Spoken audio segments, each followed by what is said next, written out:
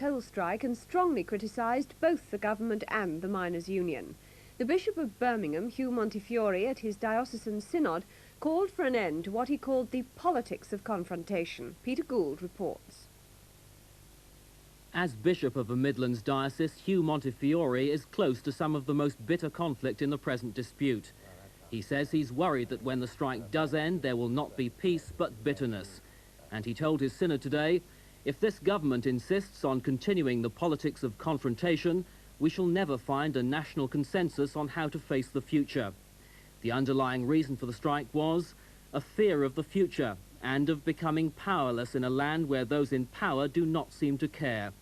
He criticised the union with these words: "We have seen a copybook exercise of a minority gaining control of power."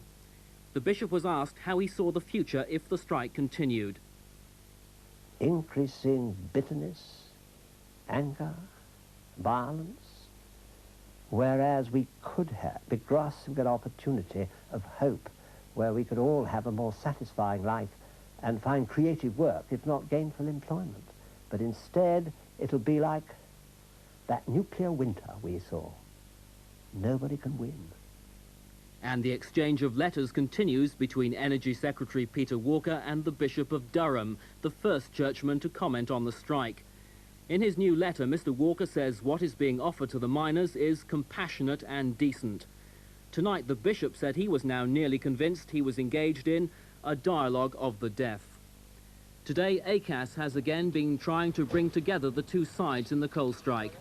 A meeting with NUM leaders discussed the peace plan put forward by the pit deputies union NACODS, which would settle disputed closures by arbitration.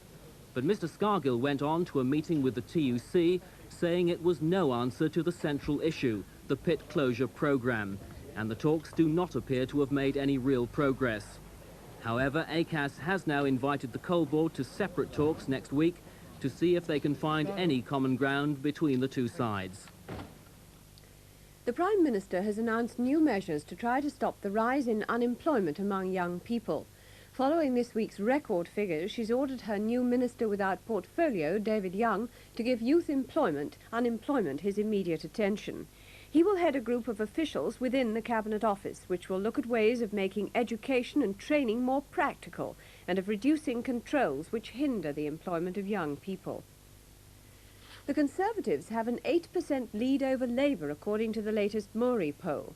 The survey was taken during the Labour conference at Blackpool and reveals that over one-third of those questioned said their opinion of Labour had gone down as the result of it. The poll, to be published in tomorrow's Sunday Times, gives the Tories 43%, Labour 35% and the Alliance 19%. Almost half